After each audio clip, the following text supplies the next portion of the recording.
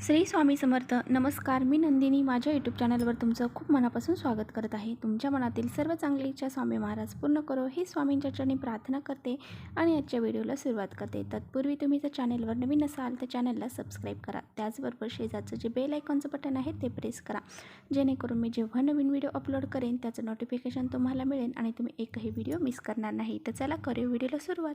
आज आहे पितृपक्षातील पहिलाच शुक्रवार. तर आज बघा कालाष्टमी सुद्धा आहे. या कालाष्टमीला आपण दुर्गा अष्टमी असंही म्हणतो. जेव्हा ही अष्टमी शुक्रवारी येते तेव्हा तिला आपण कालाष्टमी असं म्हणत असतो. जेव्हा ही गुरुवारी येते तेव्हा तिला गुरु अष्टमी असं म्हणत असतो. तर पहा, ज्या काही या अष्टमी असतात तर ह्या दिवशी जर आपण आपल्या मुलांसाठी काही उपाय जर केले तर त्याचे फळ आपल्याला हे खूप चांगल्या प्रकारे प्राप्त होत असते.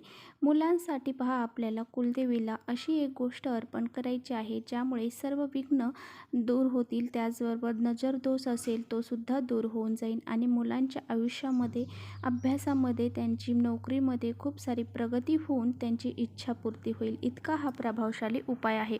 त्यामुळे व्हिडिओ कुठेही स्किप न करता शेवटपर्यंत नक्की बघा, म्हणजे तुमच्यापर्यंत योग्य ती माहिती पोहोचली जाईल. प्रत्येक आईला असं वाटत असतं की आपल्या मुलाच्या जीवनामध्ये कोणत्याही प्रकारचं दुःख, दारिद्र्य, संकट असे नसावे आणि मुलांच्या ज्या काही इच्छा आहेत तर त्या इच्छा त्यांची पूर्ती व्हावी, असं हे प्रत्येक आईवडिलांना वाटत असतं.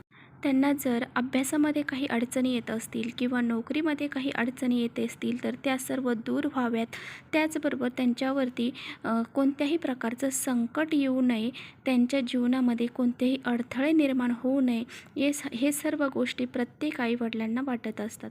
तर बघा, आपल्या मुलांसाठी, आपल्या मुलींसाठी आपल्याला आपल्या आज कुलदेवतेला एक वस्तू अर्पण करायची आहे. कुलदेवीचा आपल्याकडून कुलाचार होतो का? तर तो होत नसेल तर आपण आवर्जून हा उपाय नक्की करा. वर्षातून एकदा तरी कुलदेवीच्या स्थानी जाऊन, म्हणजे जिथे ती कुलदेवी आहे त्या ठिकाणी जाऊन वर्षातून एकदा तरी जायला हवं. त्या कुलदेवीचा कुलाचार करायला पाहिजे.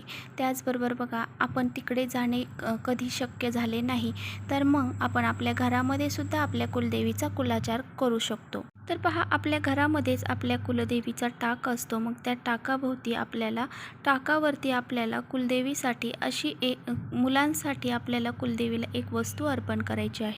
तर पहा, कुलदेवी ही आपल्या कुळाचं रक्षण करत असते. त्यामुळे कुलदेवीचा जो कुळाचार आहे तो आपल्याकडून झालाच पाहिजे. ती आपल्या कुळाचं, म्हणजे आपल्या मुलांचं, त्यांच्या पुढच्या पिढीचं रक्षण करत असते. त्यामुळे त्या कुलदेवीचा आपल्याकडून जो मानसन्मान आहे तर तो झालाच पाहिजे. परंतु कधी कधी काय होतं, बऱ्याच जणांना आपल्या कुलदेवी कोण आहेत ह्याच माहीत नसतात.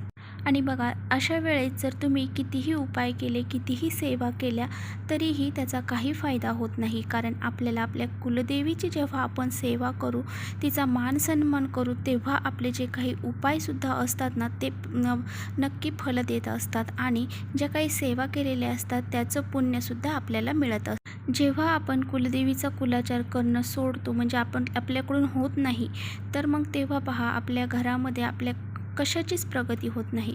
म्हणजेच काय, आपल्या घरामध्ये लक्ष्मी प्राप्ती तर होतच नाही, त्याचबरोबर जे काही आपण प्रयत्न करतो, जे काही कष्ट करतो त्याच्यामध्ये सुद्धा आपल्याला मोबदला चांगल्या प्रकारे मिळत नाही. तर पहा, आपल्या घरामध्ये ज्या काही अनेक अडचणी आहेत, मुलांवर काही अडचणी आहेत, तर ह्या दूर करण्यासाठी आपल्याला हा कुलदेवीचा उपाय करायचा आहे. कुलदेवीला आपण उपाय करण्यासाठी आपल्याला काही वस्तू लागणार आहेत. तर आपल्याला 2 वस्तू लागणार आहेत. तर त्या कोणत्या आहेत? तर बघा, आपल्याला लवंग लागणार आहे. त्याचबरोबर 1 रुपयाचं एक नाणंसुद्धा आपल्याला लागणार आहे. 3 लवंग आपल्याला लागणार आहेत आणि 1 रुपयाचं एक नाणं आपल्याला लागणार आहे. तर ह्या 2 वस्तू आपल्या उजव्या हातामध्ये घ्यायच्या आहे आणि हा उपाय आपल्याला आपल्या देवघरासमोर करायचा आहे. जिथे आपले कुलदेवीचा टाक आहे, मूर्ती आहे, त्या ठिकाणी आपल्याला बसायचं आहे आणि आपल्या खाली आसन घ्यायचं आहे. पहिल्यांदा दिवा प्रज्वलित करायचा आहे आणि त्यानंतर आपल्याला हा उपाय करायचा आहे. आणि ह्या लवंग हातामध्ये धरल्याच्या नंतर ओम ऐं ह्रीं क्लीं चामुंडाय विच्चे असा हा 9 मंत्र आपल्याला म्हणायचा आहे. तर बघा, असा हा मंत्र 108 वेळा आपण जप केल्याच्या नंतर त्यानंतर सिद्ध कुंचिका स्तोत्रमचं आपल्याला पठण करायचं आहे. सिद्ध कुंचिका स्तोत्र हे दुर्गा शक्ती सती पाठाचा एक सार आहे आणि शिव आणि पार्वती यांचा त्यामध्ये संवाद. जर आपण सिद्ध कोंचिका स्तोत्रांचं पठण केलं तर आपण एक दुर्गा सप्तशती पाठ करण्याचं पुण्य आपल्याला मिळत असतं. म्हणजे एक दुर्गाशती सप्तपाठ जो आहे तर तो करण्याचं पुण्य आपण हे जे काही सिद्ध कोंची स्तोत्र जर पठण केलं तर त्याचं पुण्य आपल्याला दुर्गा शती सप्त पाठ करण्या इतकं मिळत असतं. आणि ही जी सेवा आहे तर ती अगदी 1 मिनिटामध्ये होऊन जाते. अगदी 1 मिनिटाची सेवा आहे. त्यानंतर बघा जे काही आपण लवंग घेतलेले आहेत 3 आणि 1 रुपयाचं नाणं घेतलेलं आहे तर ते आपल्याला आपली जी कुलदेवीचा टाक आहे तर तिच्या चरणाशी अर्पण करायचं आहे. बघा जर तुमच्याकडे कुलदेवीचा फोटोही नाही, मूर्तीही नाही तर मग तुम्ही एक सुपारीचं नाणं कुलदेवीचं स्वरूप म्हणून ठेवा आणि त्यांच्या चरणी आपल्याला हे अर्पण करायचं आहे. तर अशा प्रकारे आपल्याला हा उपाय आपल्या मुलांसाठी करायचा आहे. अगदी श्रद्धेने आणि विश्वासाने हा उपाय आपल्याला करायचा आहे. तर पहा आज आपल्याला हा उपाय करायचा आहे तर उद्या आपल्याला काय करायचं आहे तर ह्या ज्या लवंगा आहेत तर त्या उचलून मुलांना खाण्यासाठी द्यायच्या आहेत. जर मुलांना तसं खाणं शक्य नाही तर मग काहीतरी गोडाचा पदार्थ करून त्यामध्ये त्या घालायच्या आणि त्यानंतर मग त्या मुलांना खायला द्यायचा. हा जो 1 रुपया आहे तर ज्या ठिकाणी आपली तिजोरी आहे म्हणजे ज्या ठिकाणी आपण पैसे ठेवतो त्या ठिकाणी आपल्याला ठेवून द्यायचा आहे. मग तुमची जी पर्स आहे तर त्या पर्समध्ये सुद्धा तुम्ही हा 1 रुपया ठेवला तरी चालणार आहे. तर पहा लवंग मुलं खात नसतील तर तुम्हाला सांगितलंच आहे मी, एखादा पदार्थ करा, त्या पदार्थामध्ये थोडंसं हे करून टाकून द्या आणि त्या मुलांना खाऊ घाला. तर बघा हा उपाय तुम्ही कधी करू शकता तर आज दिवसभरामध्ये तुम्ही हा उपाय रात्रीपर्यंत कधीही करू शकता. रात्री 12 वाजेपर्यंत हा उपाय तुम्ही कधीही करू शकता.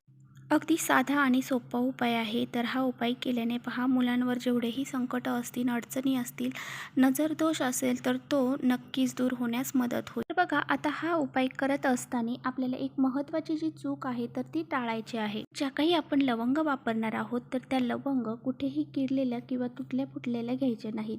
त्या एकदम व्यवस्थित आणि त्याला पुढे फूल असेल अशाच लवंग आपल्याला यूज करायच्या आहेत. त्याचबरोबर बघा हा उपाय केल्याच्या नंतर तुम्हाला तुमच्या मुलांच्या बाबतीत जे काही समस्या आहेत, अडचणी आहेत, तुमच्या काही इच्छा असतील तर त्या सर्व तुम्हाला व्यक्त करायच्या आहेत आणि त्यानंतरच मग ह्या लवंगा आपल्याला मुलांना खायला द्यायच्या आहेत. आणि अशा प्रकारे हा उपाय अगदी साधा सोपा उपाय आहे. तुम्ही नक्की करून बघा. तुमच्या मुलांच्या जीवनामध्ये जे काही संकट आहेत, अडचणी आहेत त्या तर दूर होतीलच. त्याचबरोबर मुलांची खूप सारी प्रगती होईल. म्हणजे ते काही पदवीधर आहेत आणि त्यांना नोकरीसाठी प्रयत्न करत असतील तर त्यांना चांगल्या प्रकारे नोकरी मिळेल, त्यांचा चांगला मोबदला त्यांना मिळेल, इतका हा प्रभावशाली उपाय आहे. आपल्या कुलदेवीची जर आपण पूजा अर्चा केली तर कुलदेवी ही आपल्याला काहीच कमी पडू देत नाही. त्यामुळे कुलदेवीला कधीही विसरायचं नाही. तर चला इथेच करते व्हिडिओचा एंड. व्हिडिओ आवडला असेल तर नक्की लाईक करा. चॅनल नवीन असाल तर चॅनलला सबस्क्राईब करा. परत भेटूया अशा छानशा व्हिडिओसोबत. तोपर्यंत श्री स्वामी समर्थ.